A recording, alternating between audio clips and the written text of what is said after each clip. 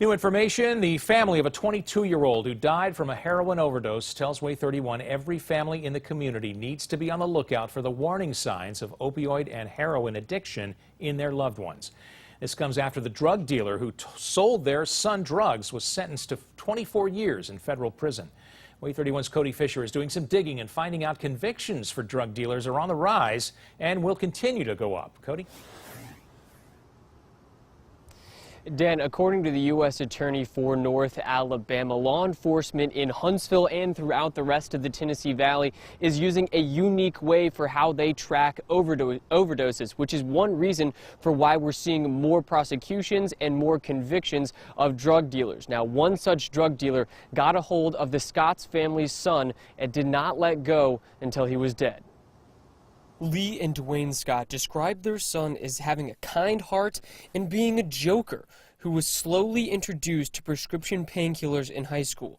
He then switched to heroin and ended up going to rehab for the first time at 19 years old. He did well for a long time, then slowly went back into it. He did another stint in rehab and spent 6 months in a sober living facility before falling back into using, but his family had no clue. I didn't know that he was in that much of a danger, and I think he didn't tell us because he was probably embarrassed. The U.S. Attorney for North Alabama says Cole's dealer continually sent him texts about special deals he had going on for cheaper drugs, which the Scott family found out about after the fact. He had complained about being contacted because he was struggling, and he was trying not to relapse. Cole Scott overdosed and died just after Christmas in 2016.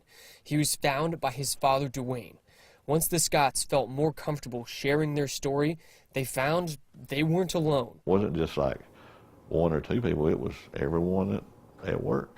The U.S. Attorney for North Alabama tells Way 31 we will continue seeing an increase in the amount of drug dealers put behind bars as the crackdown on the opioid crisis continues. I think it's going to help, but I think, there needs to be money for people that are addicted. I think the best money can be spent on trying to prevent. Part of the prevention he wants is talking to kids about how easy it is to get addicted. Children in middle school, need to know, the danger this is,